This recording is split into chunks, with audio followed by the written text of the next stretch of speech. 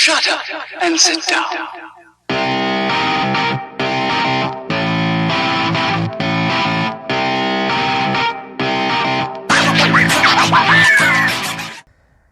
Mackay is a stereotypical country town that sits on the Pioneer River. Like Rockhampton, it's populated by proud locals who have a strong rivalry with their neighbouring communities. It makes me cautious to compare Mackay to any other country towns, as it's only going to upset one side or the other, or both if I try sitting on the fence.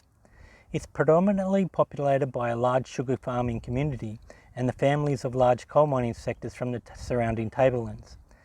Smaller again is the hospitality community catering to all the tourists, and they're supported by the general services you'd find anywhere else. Mackay, with a population of about 80,000, is similar in size to both Rockhampton and Darwin. There are a couple of surf beaches at the northern end, which has, as my host refers to them, ripple riders. Most of the beaches past Noosa are far too protected by the Great Barrier Reef for any interest in surf, but Mackay is where I've started seeing warning signs of box jellyfish.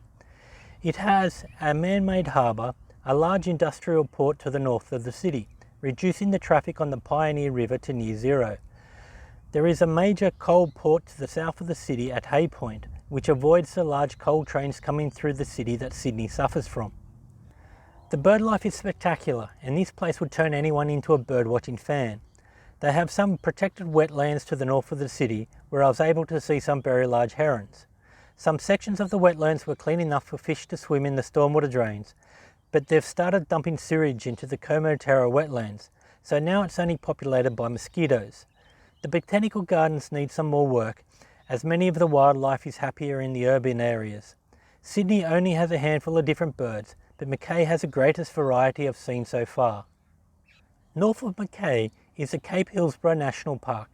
It's largely focused as a holiday destination and very much reminds me of what many holiday centres like Port Macquarie were before they got so built up. It's basically a long beach with a caravan park behind it. There's very little services here, and you really need to be self-sufficient in order to enjoy your time. I can understand the attraction of caravanning if wanting to stay here. There's a screened swimming area that's only usable during high tide and lots of sunshine. It's that sort of place that'll force you to unwind, as there's very really nothing else to do.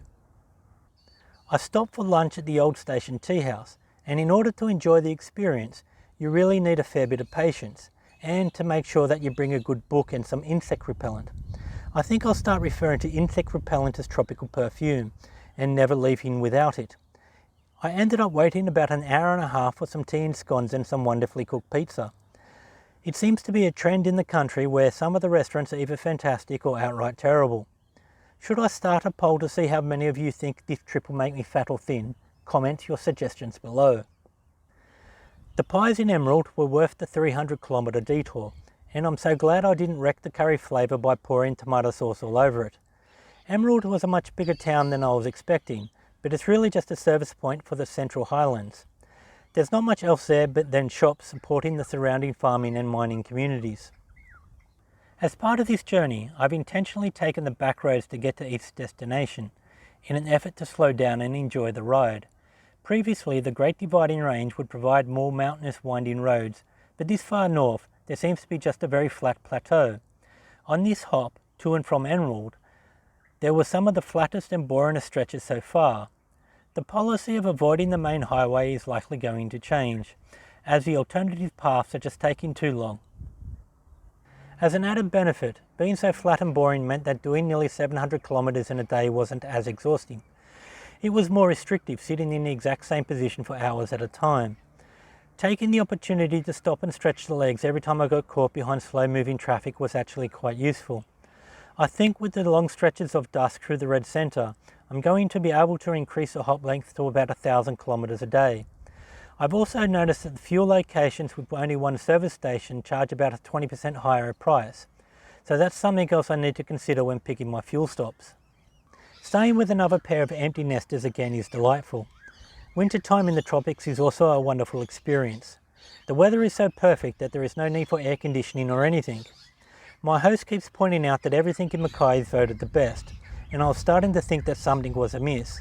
But once I realised he was quoting claims that Mackay water is voted the best tasting in 2018, I realised it was not just him but the entire town.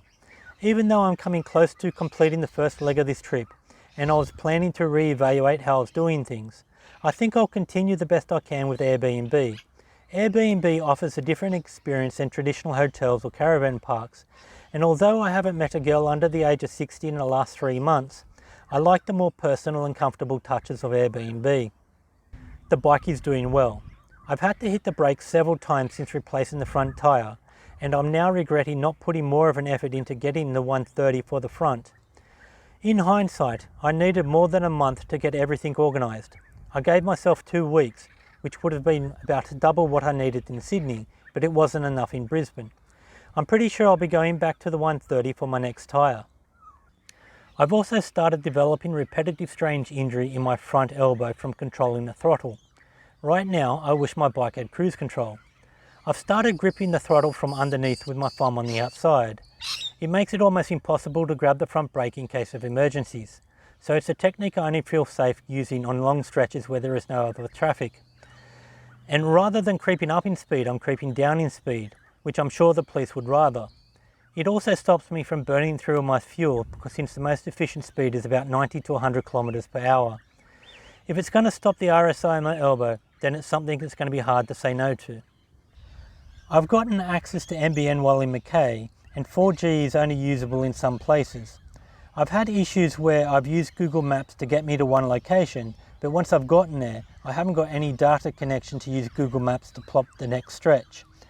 My only fix at this point is to plan all the hops in one long trip via the laptop and send it to the mobile phone for the journey. When Starlink starts providing services up here, it'll make a huge difference.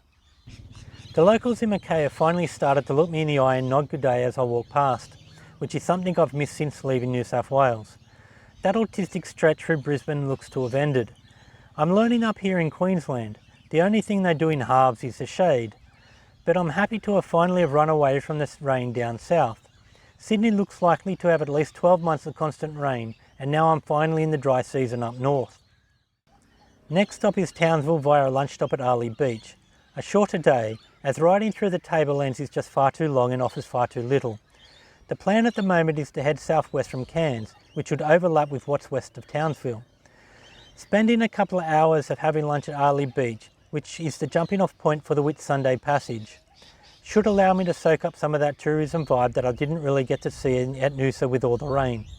Thanks for following my adventures around Australia, and remember to go out there and do something to enjoy your day.